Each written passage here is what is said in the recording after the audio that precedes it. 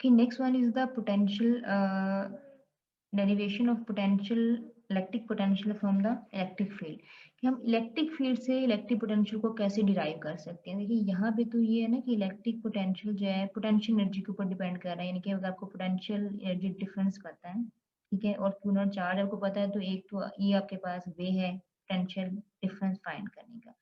लेकिन अगर इसकी बजाय आपको पोटेंशियल एनर्जी डिफरेंस नहीं पता, आपको इलेक्ट्रिक फील्ड पता है कि इस रीजन के अंदर ये इलेक्ट्रिक फील्ड है, तो उस फिर इलेक्ट्रिक फील्ड से आप पोटेंशियल जो है इलेक्ट्रिक पोटेंशियल कैसे कैलकुलेट कर सकते हैं। तो let's suppose let's consider a point charge a point test charge Q naught, ठीक है, this is basically Q naught test charge, ये आपका सोर्स चार्ज है प्लस क्यू, ठीक है, यहाँ पे फर्ज करें आपका कोई टेस्ट चार्ज है क्यू नॉट पड़ा हुआ है कोई test charge, and this test इस सोर्स चार्ज क्यू की वजह से यहाँ पे कोई ना कोई डेफिनेटली इलेक्ट्रिक फील्ड लाइंस, जैसे ये एक सोर्स चार्ज है, यहाँ से इलेक्ट्रिक फील्ड लाइंस ओरिजिनेट हो रही है। लेट्स सपोज इलेक्ट्रिक फील्ड की जो डायरेक्शन है दैट ये इलेक्ट्रिक फील्ड की डायरेक्शन है। तो इस चार्ज के ऊपर यहाँ पे जो पॉइंट चार्ज पड़ा हुआ है, टेस्ट चार्ज पड़ा हुआ है क्यू नॉट, उसके ऊपर जो इलेक्ट्रिक फोर्स होगी that will be equal to Q naught E, उसकी डायरेक्शन जो है वो यही होगी जो सिंपली आपकी इलेक्ट्रिक फील्ड लाइंस की डायरेक्शन है, ठीक है। नाउ लेट्स सपोज कि this test charge Q naught is place in a non uniform electric field, ठीक है, ये इलेक्ट्रिक फील्ड नॉन यूनिफॉर्म है, उसकी स्ट्रेंथ जो है वो चेंज हो रही है। Now take a non linear path, ठीक है, नॉन लीनियर पाथ, बिल्कुल स्ट्रेट पाथ नहीं है, non linear path A B in the field, उस इलेक्ट्रिक फील्ड के अंदर कोई आप ए बी पाथ जो है नॉन लीनियर पाथ कंसीडर करें, and let's suppose the electric force which is acting on this point test charge q naught is q naught e, and this force q naught e moves the charge through a distance ds, let's suppose कि जो charge है ये through distance जो है वो ds move करता है। Now, as simply by the definition of the work done, we know that the work done between 2 points A to B is simply is equal to force dot displacement, change in displacement.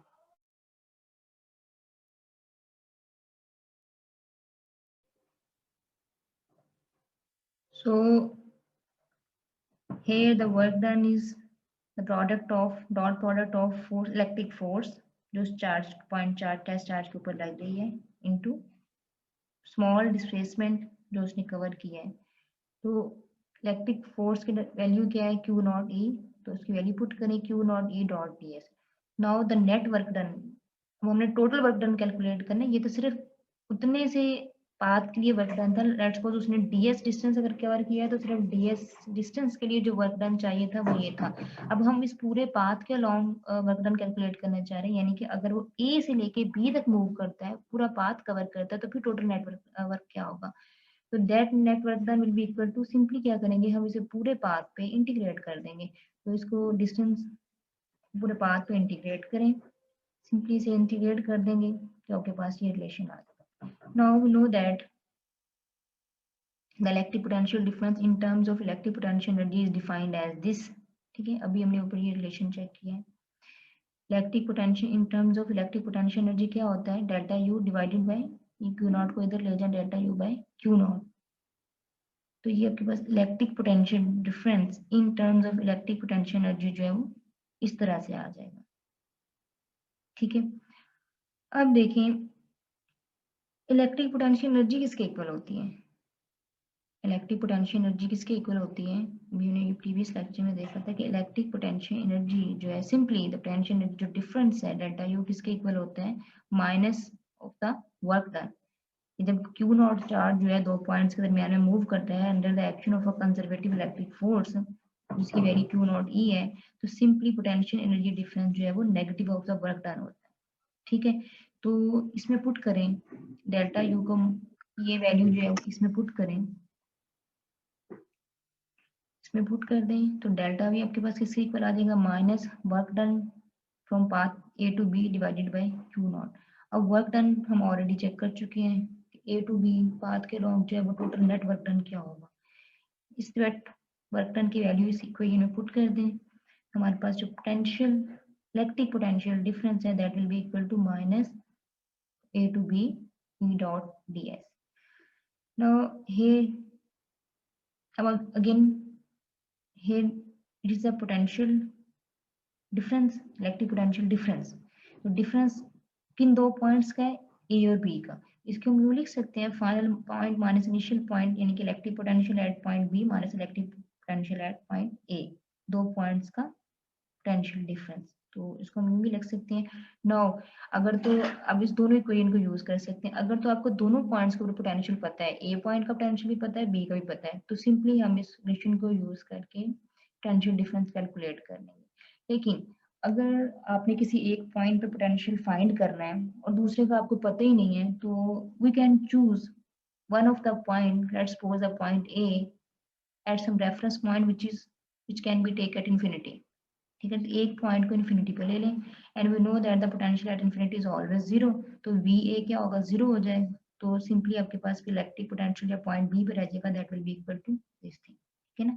तो अब आपका जो initial point है ए जो था, आपकी जो limit अब पहले ए टू बी थी, अब ए हमने कहाँ पे लिया है, अपना फर्स्ट पॉइंट जो पॉइंट ए हमने इन्फिनिटी पे कंसिडर किया है. तो ए किसके इक्वल आ जाएगा, इन्फिनिटी. यानी कि अब हमारी लिमिट क्या है, हम चार्ज को कहाँ से कहाँ तक ला रहे हैं, इन्फिनिटी से पॉइंट बी पे ला रहे हैं, ए से बी पे नहीं ला रहे. ए को हमने इन्फिनिटी पे कंसीडर कर लिया, यानी कि हम बहुत दूर से उस पॉइंट को, इन्फिनिटी से उसको पॉइंट बी के ऊपर लेके आ रहे हैं. तो उस पॉइंट बी के ऊपर उसको वहां से वहां तक लाने में, पॉइंट बी पे लाने पे जो है उसका इलेक्ट्रिक पोटेंशियल क्या होगा at point B due to that charge. Now this formula can be used to calculate the electric potential. This formula can be used to find the electric potential between any two points in a given electric field. Okay, and this equation can be used to calculate the electric potential at any point in the given electric field. This is the difference between two points, and this is the potential at any given point. Okay, तो उसको दोनों तरह से use कर सकते हैं, दोनों equation को हम यूज कर सकते हैं according to your question statement. Okay, the next one is capacitors and dielectric. What is a capacitor? Simply, as maybe many of you know, capacitor is simply a device which can be used to store the electric charge. ठीक है ना. Electric charge को store करने के लिए जो हम एक एलिमेंट या कंपोनेंट इलेक्ट्रॉनिक सर्किट्स में यूज करते हैं, that is called the capacitor. Simply just charge को स्टोर करने के लिए. ठीक है, एनर्जी स्टोर करने के लिए, चार्ज स्टोर करने के लिए. जब वहाँ पे चार्ज स्टोर होगा तो डेफिनेटली वहाँ पे हम इलेक्ट्रिक एनर्जी भी स्टोर कर सकते हैं कैपेसिटर में. तो सम अमाउंट ऑफ चार्ज और एनर्जी को स्टोर करने के लिए सिंपली हम जो डिवाइस यूज करते हैं, that is called the capacitor. तो इसकी फंक्शन इसका क्या होता है कि इसने चार्ज को या एनर्जी को स्टोर करना होता है, और ये बहुत लार्ज अमाउंट में एनर्जी और चार्ज को स्टोर कर सकता है बहुत छोटे से रीजन के अंदर. चाहे आपके पास बहुत स्मॉल सा रीजन भी है, उस स्मॉल से रीजन के अंदर भी, मतलब अगर आप इसको कैपेसिटर को यूज करें तो स्मॉल रीजन में भी जो है इसमें इतनी एबिलिटी होती है कि उस स्मॉल रीजन में भी large amount of charge energy को स्टोर कर सके. Now it is used to provide the uniform electric field. Electric field जो प्रोड्यूस करता है, ये प्रोवाइड करता है, जो लाइक अगर आप पैरेलल प्लेट कैपेसिटर यूज कर रहे हैं. नेक्स्ट वीडियो में देखते हैं कि कैपेसिटर की कॉन्फ़िगरेशन क्या होती है, किस तरह से कैपेसिटर को हम फॉर्म करते हैं, उसकी फॉर्मेशन क्या होती है. तो वहां पे फिर जो इलेक्ट्रिक फील्ड प्रोड्यूस होगी that will be uniform. Capacitor always allow the AC signal but it always allow the blocks the DC voltage. यानी कि एसी सिग्नल को तो ये अलाउ करता है ऑल्टरनेटिंग करंट को, बट ये डीसी को, डायरेक्ट करंट को ब्लॉक कर देता है. सिर्फ एसी को अलाउ करता है, डीसी को ये ब्लॉक कर देता है. यानी कि ऑल्टरनेटिंग को तो अलाउ करता है, ठीक है, डायरेक्ट वाले को ब्लॉक कर देता है. इसकी डिफरेंट इसकी टाइप्स हैं कैपेसिटर्स की. ठीक है, जिसमें से जो मोस्ट कॉमनली यूज होते हैं वो वेरिएबल कैपेसिटर्स हैं, स्फेरिकल है, सिलेंडरिकल, ठीक है, मिनिएचर कैपेसिटर्स हैं. ये सारे इसके डिफरेंट कारण हैं. इसमें नॉर्मली जो सबसे ज्यादा से यूज होते हैं, कॉमनली जो यूज होते हैं, वो normally parallel plate capacitor, spherical, cylindrical जो है वो ज्यादा होते हैं.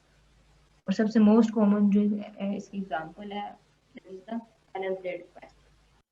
The material used between two plates of a capacitor is called the dielectric. ठीक है, इसमें नॉर्मली हम दो प्लेट्स लेते हैं जो कि डिफरेंटली चार्ज होती हैं, ऑपोजिटली चार्ज होती हैं. Its basic function is the basic function of the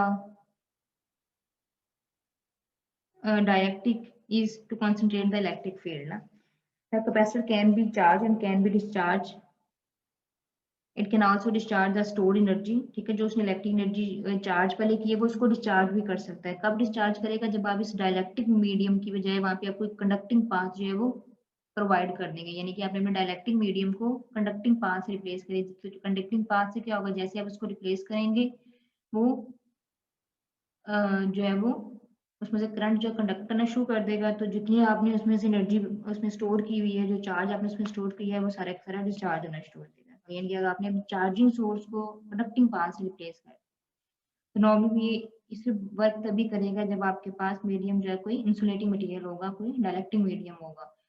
तो चार्ज कब होगा कैपेसिटर, और डिस्चार्ज कब होगा? सिंपली जब आप किसी कैपेसिटर्स को, यानी कि कैपेसिटर की प्लेट्स को, नॉर्मली हम दो प्लेट्स इसमें लेते हैं जिनको ऑपोजिट टर्मिनल बैटरी के साथ कनेक्ट करते हैं. जब उनको कनेक्ट करते हैं बैटरी के साथ, इलेक्ट्रॉन जो है वो किसी एक प्लेट से नेगेटिव टर्मिनल की तरफ, ठीक है ना, नेगेटिव टर्मिनल से दूसरी एक किसी एक प्लेट की तरफ जो है वो जाना शुरू कर देते हैं, यानी कि वहां वहां जाके वो जमा हो जाते हैं, अकुमुलेट हो जाते हैं वहां जाके, जो कि जिसके साथ आप कनेक्ट किया हुआ है. फॉर एग्जाम्पल आपने नेगेटिव प्लेट को नेगेटिव टर्मिनल के साथ कनेक्ट किया हुआ है, पॉजिटिव को पॉजिटिव के साथ कनेक्ट किया हुआ है. So electrons from negative terminal of battery accumulate on the plate of the capacitor connected to it. ठीक है ना, जो भी नेगेटिव टर्मिनल के साथ जो भी आपने प्लेट लगाई हुई है, चाहे प्लेट ए है या बी है, जो भी है, जिसको जो भी इसके साथ लगाई हुई है, वो क्या करेंगे? Electron negative terminal of battery से जाएंगे और उस प्लेट के साथ, जो उस टर्मिनल के साथ कनेक्ट है, उसके ऊपर जाके वो जमा होना शुरू हो जाएंगे. और जो दूसरी वाली प्लेट है, जो opposite plate of the capacitor है, जो कि बैटरी के पॉजिटिव टर्मिनल के साथ आपने कनेक्ट की हुई है, वो क्या करना शुरू कर देगी? वो इलेक्ट्रॉन जो है वो लूज करना शुरू कर देगी. ठीक है ना, क्योंकि वो पॉजिटिवली चार्ज है, वहां से आपको जो चीज मिलेगी वो सिर्फ पॉजिटिव चार्ज, यानी कि होल्स मिलेगा. इलेक्ट्रॉन वहां से जब लूज होंगे तो इसका मतलब है कि वहां पे पीछे का बचा है होल्स पॉजिटिव चार्ज है. वो उसकी वजह से फिर होता है कि as a resultant the excess of electrons produce negative charge on one plate while opposite plate gives the positive charge. यानी कि एक आपको जो नेगेटिव टर्मिनल के साथ कनेक्ट है वो आपको सारे का सारा उस साइड पे, उस प्लेट के ऊपर नेगेटिव चार्ज आ जाएंगे, और जो पॉजिटिव प्लेट टर्मिनल के साथ कनेक्ट है वहां पे उस प्लेट के ऊपर सारे के सारे आपको पॉजिटिव चार्ज मिलेगा. तो उससे होगा क्या कि in the end as a whole एक प्लेट आपकी टोटली जो है वो पॉजिटिव चार्ज हो जाएगी, दूसरी प्लेट जो है वो नेगेटिव चार्ज हो जाएगी. और होता कि हमेशा नंबर ऑफ इक्वल चार्जेस जो है, पॉजिटिव और नेगेटिव चार्जेस जो इक्वल होते हैं. एक प्लेट जो नेगेटिव प्लेट है उसमें जो जितने नंबर ऑफ इलेक्ट्रॉन है, वो जो दूसरी प्लेट है उस पर भी नंबर ऑफ प्रोटॉन जो है, ये नंबर ऑफ पॉजिटिव चार्ज है, दैट विल बी सेम. तो ये जो डिस्ट्रीब्यूशन ऑफ इलेक्ट्रॉन्स हैं एक प्लेट से दूसरी प्लेट की तरफ by using a voltage source, this is called the charging of the capacitor. ठीक है, ये एक प्लेट ली, ये ली, इसको पॉजिटिव टर्मिनल के साथ कनेक्ट किया, नेगेटिव वाली इसको नेगेटिव के साथ कनेक्ट किया. इनिशियली चार्ज नहीं था, जब आपने कनेक्ट किया नेगेटिव से इलेक्ट्रॉन सारे इधर आ गए और पॉजिटिव से इलेक्ट्रॉन अपने लॉस किए, और यहाँ पे आपके पास पॉजिटिव चार्ज आ गया. तो यहाँ पे नेगेटिव चार्ज है पूरी प्लेट पे और इसके ऊपर पॉजिटिव चार्ज है. तो ये जो बेसिकली डिस्ट्रीब्यूशन ऑफ इलेक्ट्रॉन्स है from one plate to other plate by applying a voltage source, this is called the charging of capacitor. ठीक है, और डिस्चार्जिंग कब होगी? जब आप इसकी बजाय, यानी कि यहाँ पे मीडियम की बजाय यहाँ पे आपको कंडक्टिंग पाथ इनके दरमियान में प्रोवाइड कर दें, तो फिर इसकी डिस्चार्जिंग स्टार्ट हो जाएगी. जितना आप चार्ज स्टोर करेंगे सारा का सारा डिस्चार्ज हो जाएगा. तो सिंपली लेट्स सपोज कि दोनों प्लेट्स के दरमियान आपने जो पोटेंशियल अप्लाई किया है, जो पोटेंशियल डिफरेंस है दैट इज V. ठीक है, सपोज पोटेंशियल डिफरेंस जो कैपिटल V है.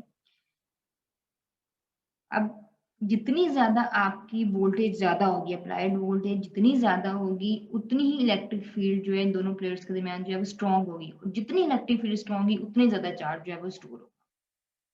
यानी कि जितना आपका V ज्यादा होगा, ठीक है ना, मोर चार्जिंग वोल्टेज का मतलब है जितनी आपकी वोल्टेज ज्यादा है. ठीक है, यहाँ पे हम कहते हैं वोल्टेज V जो है, V जितनी ज्यादा होगी उतनी इलेक्ट्रिक फील्ड ज्यादा, और जितनी इलेक्ट्रिक फील्ड ज्यादा होगी उतना चार्ज ज्यादा होगा. तो इसका मतलब है कि बेसिकली चार्ज किसके ऊपर डिपेंड कर रहा है? स्टोरिंग, जो चार्ज स्टोर हो रहा है वो किसके ऊपर डायरेक्ट डिपेंड कर रहा है? V के ऊपर. तो जितना V ज्यादा होगा उतना Q ज्यादा स्टोर होगा. तो in short Q is directly proportional to the V. ठीक है, charge amount of the stored charge Q is directly proportional to the potential difference of the battery. When we replace this proportionality constant, this equality, here it comes a constant of proportionality which is called the capacitance of the capacitor. ठीक है ना, ये basically capacitance of the capacitor which is basically the capacity to store the charge. So what is a capacitance? Capacitance को अगर define करें, यहाँ से देखें सी, देखें किसके इक्वल होगा, क्यू डिवाइडेड बाय वी। तो कैपेसिटेंस को हम यहाँ से डिवाइड कर डिफाइन कर सकते हैं क्यू ओवर वी है। So the capacitance can be defined as the charge stored on one plate of the capacitor per unit potential difference is called the capacitance of the capacitor. The charge stored on one of the plates of the capacitor divided by the potential difference of the battery, a potential difference of external source, voltage source. It's called the capacitance. तो capacitance अब देखिए बहुत सारे factors के ऊपर depend कर रही होती है। किन किन के ऊपर डिपेंड करती है, एरिया ऑफ प्लेट्स, ठीक है, जितना ज्यादा प्लेट का एरिया ज्यादा होगा उतनी कैपेसिटेंस बढ़ेगी। देखिए एरिया जितना ज्यादा होगा चार्ज उतना ज्यादा स्टोर होगा, जितना एरिया कम है चार्ज उतना कम स्टोर होगा। तो चार्ज इतना ज्यादा स्टोर होगा इसका मतलब है कैपेसिटेंस उतनी बढ़ेगी, क्योंकि कैपेसिटेंस बेसिकली क्या है, एबिलिटी है, कैपेसिटी है बेसिकली उसको स्टोर करने की। तो कैपेसिटी उतनी बढ़ जाएगी जितनी एरिया ज्यादा होगा। सो फर्स्ट फैक्टर जो इस पे डिपेंड करता है that is the area of plate, and the second one is the separation between the plates. ठीक है, सेपरेशन दोनों प्लेट्स के दरमियान जो है वो जितनी ज्यादा होगी उतनी कैपेसिटेंस कम होगी। ठीक है ना, ये इनवर्सली प्रोपोर्शनल होता है। डी जो है separation between two plates, let's suppose that is D. तो जितनी ज्यादा सेपरेशन आप बढ़ाते जाएंगे, जितना उनको एक दूसरे से दूर करते जाएंगे, उतनी जो है वो कैपेसिटेंस जो है वो कम होती जाएगी। और एक जो important factor that is the dielectric medium. ठीक है, डाइलेक्ट्रिक मीडियम के ऊपर भी ये डिपेंड करती है। डाइलेक्ट्रिक मीडियम आप उसमें अगर रख देते हैं अपने प्लेयर्स के दरमियान में, तो कैपेसिटेंस जो है वो इंक्रीज करती है, बढ़ेगी।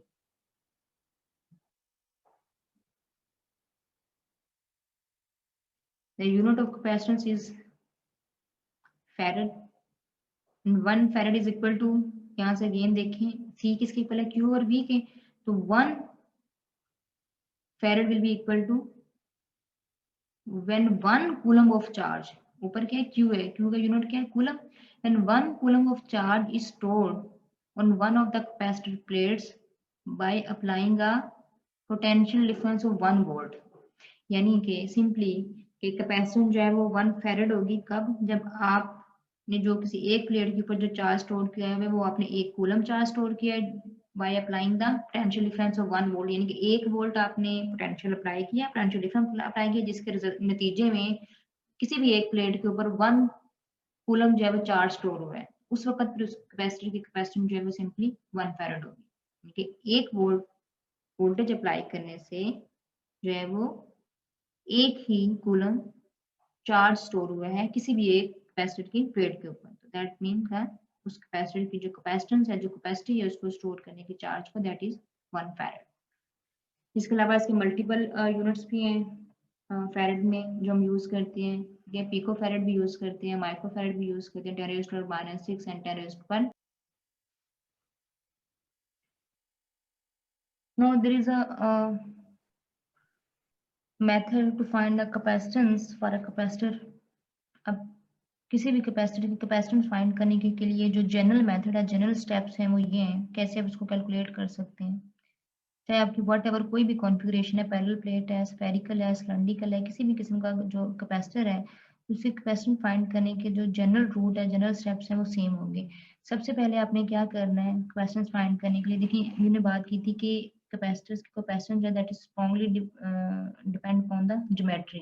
ठीक है ना, वो हर एक की डिफरेंट होगी, it is different, like parallel plate capacitor की ज्योमेट्री डिफरेंट है, सिलेंड्रिकल की डिफरेंट है, हर एक की डिफरेंट है।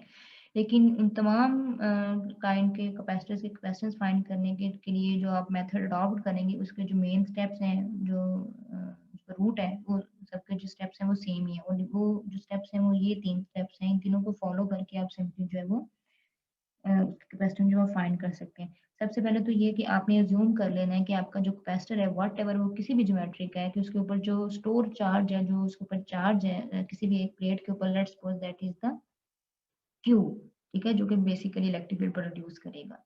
तो वो हमने सपोज करना है कि वो चार्ज है दैट इज क्यू।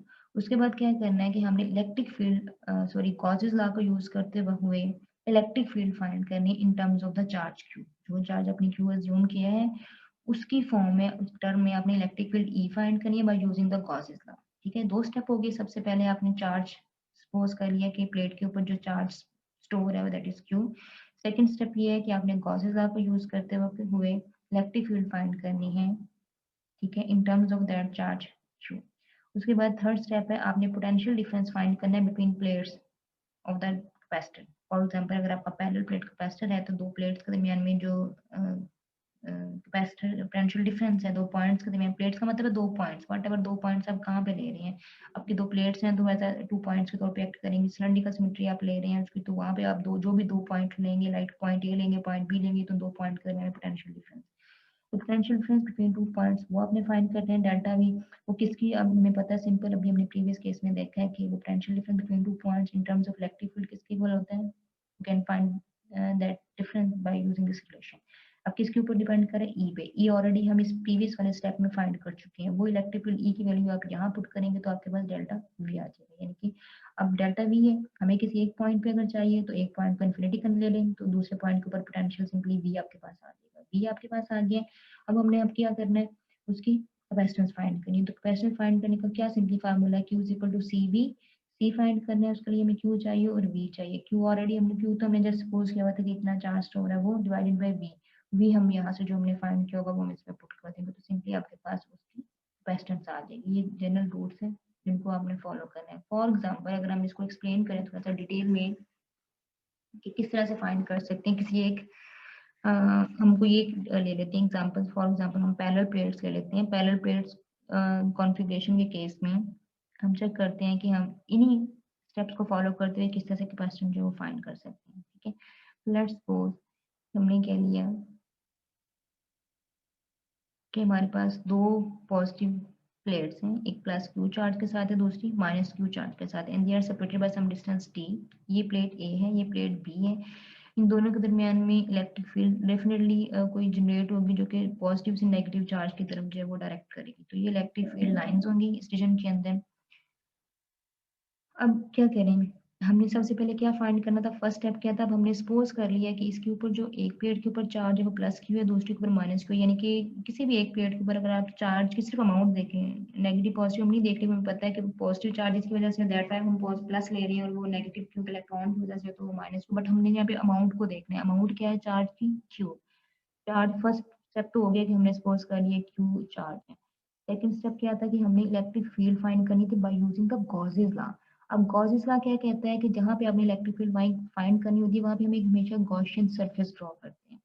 यानी कि हमने हर पूरा एरिया नहीं लेना होता, हमने जिस रीजन को फोकस करना है वहाँ पे गॉसियन सरफेस एक ड्रॉ कर लेते हैं, फिर हम उस गॉसियन सरफेस के अंदर देखते हैं कि इलेक्ट्रिक फ्लक्स क्या और सो ऑन। तो हमने यहाँ पे ये देखिए, ये जो आपको एरिया नजर आ रहा है, जो व्हाइट वाला एरिया, ये हमने एक गॉसियन सरफेस ड्रॉ किया।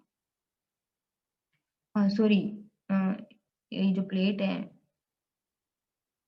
प्लस, ये आपको जो व्हाइट जो नजर आ रहा है ये पॉजिटिव प्लेट है और ये जो है व्हाइट वाली नेगेटिव प्लेट है। तो ये आपको जो डॉटेड एरिया नजर आ रहा है, ठीक है ना, ये जो डॉटेड रेक्टेंगल आपको नजर आ रही है जो जिसका शेड ब्लैक है, दिस द गॉसियन सरफेस। अब इस गॉसियन सरफेस के अंदर जो चार्ज इनक्लोज्ड है दैट इज क्यू, ठीक है, कैपिटल क्यू। अब इस चार्ज इनक्लोज की वजह से इसमें से जो इलेक्ट्रिक फ्लक्स पास करेगा that will be equal to integral E dot D है। ठीक है, simple definition of Gauss's sorry, the electric flux through this area, इस एरिया के अंदर, इस रीजन के अंदर जो इलेक्ट्रिक फ्लक्स होगा that will be equal to this. And by using the Gauss's law, Gauss's law आप क्या कहता है कि इलेक्ट्रिक फ्लक्स किसके इक्वल होता है, उस रीजन के अंदर जो चार्ज इनक्लोज है वो divided by the epsilon not. ठीक है, तो चार्ज क्यों इनक्लोज है divided by epsilon not. Electric flux bye using the Gauss's law ये है, जबकि सिंपल जो इलेक्ट्रिक फ्लक्स की डेफिनेशन है, ठीक है, वो हमें ये कहती है कि किसी जनरल इलेक्ट्रिक फील्ड है, लाइंस हैं, एरिया एलिमेंट जो है वहाँ पे जो एरिया है वो ये है, तो फ्लोज पाथ के लॉन्ग जो है वो टोटल इलेक्ट्रिक फ्लक्स जो वही होगा, पर यूजिंग गॉसेस ला इलेक्ट्रिक फ्लक्स ये होते हैं। अब देखिए ये भी इलेक्ट्रिक फ्लक्स के इक्वल है, ये भी इलेक्ट्रिक फ्लक्स के इक्वल है, इन दोनों को इक्वेट करें इक्वेशंस को, तो इनकी एक साइड इक्वल है तो दूसरी साइड भी डेफिनेटली इक्वल होगी, तो this term will be equal to Q by epsilon not.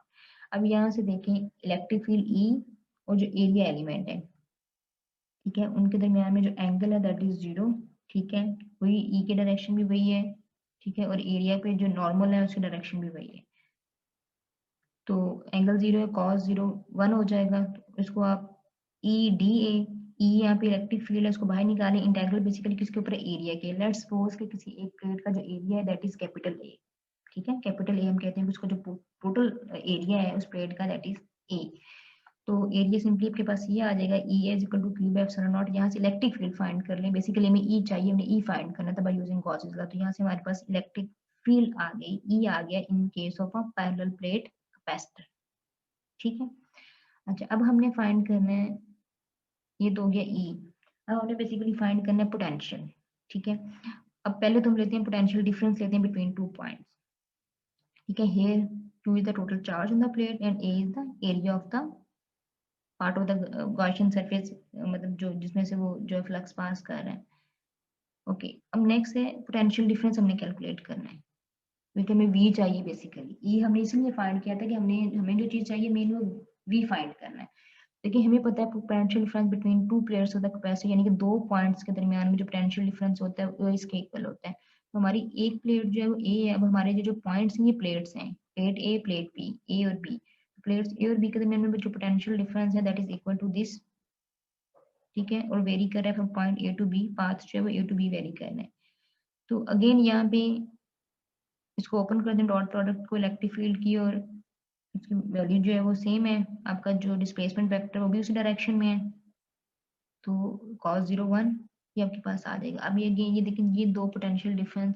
जो ये जो पोटेंशियल डिफरेंस है बिटवीन टू पॉइंट्स हैं, अब हमें अगर किसी एक सिंगल पॉइंट के ऊपर पोटेंशियल चाहिए तो हम क्या करते हैं, किसी एक पॉइंट को एट इन्फिनिटी कंसीडर कर लेते हैं, तो हम लेट्स सपोज कर लेते हैं, लेट्स सपोज जो एब्सोल्यूट पोटेंशियल है, इनकी एग्जैक्ट उसकी जो वैल्यू है पोटेंशियल की वो जो है पॉइंट बी के ऊपर लेट्स सपोज जो दैट इज 0, किसी एक पॉइंट पे हमने उसको 0 ले लिया, यानी कि प्लेट बी जो है वो बहुत ज्यादा दूर है, प्लेट ए से बहुत ज्यादा डिस्टेंस पे पड़ी हुई है, ठीक है, तो at that point potential will be 0 at that point, ठीक है, तो वी भी 0 हो जाएगा, तो सिंपली आपके पास वी ए आ जाएगा, जिसको हम सिंपली वी भी लिख सकते हैं, क्योंकि फिर ये सबसे जब पॉइंट ही एक का रह गया तो उसको सबसे को हम नहीं ना भी लिखे तो कोई बात नहीं है, उसको हम यूं भी लिख सकते हैं, V is equal to A to B E dot A. अब देखिए ये आपके पास V आ गया, हमने अब क्या फाइंड करना था, कैपेसिटेंस, कैपेसिटेंस किसके इक्वल होती है, क्या फार्मूला था, Q is equal to C V, तो Q ऑलरेडी आपको पता है, V हमने यहाँ से फाइंड कर लिया है, तो सिंपली आप C जो है वो कैलकुलेट करें, ठीक है ना। तो बेसिकली ये दो फार्मूले इंपॉर्टेंट हैं, एक तो ये इलेक्ट्रिक फील्ड, जो चीज आपने मेनली फाइंड करनी है वो इलेक्ट्रिक फील्ड फाइंड करनी है by using the Gauss's law, ये थी सिंपल पैरेलल प्लेट्स थी। अगर आपके पास स्फेरिकल सिमेट्री है तो फिर इलेक्ट्रिक फील्ड उसी हिसाब से आपने वहां पे फाइंड करनी है, सिलेंड्रिकल सिमेट्री है तो फिर आपने इलेक्ट्रिक फील्ड वहां पे उसी हिसाब से फाइंड कर लेनी है, जो भी आप ई फाइंड करेंगे, देखिए वी जो है वो डिपेंड ही ई के ऊपर कर रहा है, उसका फार्मूला यही है, आपने स्टार्ट यहीं से करना है, ये ओ मामा चाकू पा के बदे डंगा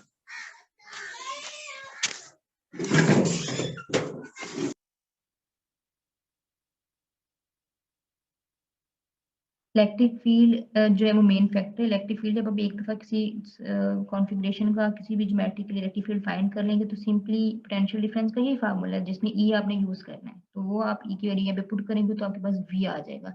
बेसिकली जो इंपॉर्टेंट चीज है जो इसमें आपने फाइंड करना है जिसके ऊपर वी डिपेंड कर रहा है वो ई है, इलेक्ट्रिक फील्ड आपने इस कॉन्फ़िगरेशन की फाइंड करनी है by using the Gauss's law, ठीक है, by drawing a Gaussian surface, तो वी आ जाएगा, वी आने के बाद आप सिंपली इनके ई और वी की वैल्यूज को यूज करके आप उस कॉन्फ़िगरेशन की कैपेसिटेंस जो है वो फाइंड कर सकते हैं for different kind of capacitor, whatever जो भी उनकी ज्योमेट्री है। और देखिए हर एक कैपेसिटेंस जो है वो आपके पास डिफरेंट आएगी, पैरेलल प्लेट कैपेसिटर है तो डिफरेंट आएगी, स्फेरिकल कैपेसिटर की कैपेसिटेंस डिफरेंट होगी, सिलेंड्रिकल की डिफरेंट होगी, ज्योमेट्री के साथ साथ चेंज होती जाएगी। Okay fine, next parallel plate capacitor था, तो पैरेलल प्लेट की हम ऑलरेडी ये जनरल डिस्क्रिप्शन में ही हमने उसको देख लिया कि यही जब हम इसको सॉल्व करेंगे तो ये बेसिकली पैरेलल प्लेट कैपेसिटर की कैपेसिटेंस आपके पास आ जाएगी, ई की और बी की वैल्यू पुट करेंगे, इसको सॉल्व करेंगे तो आपके पास पैरेलल प्लेट कैपेसिटर की कैपेसिटेंस आ जाएगी।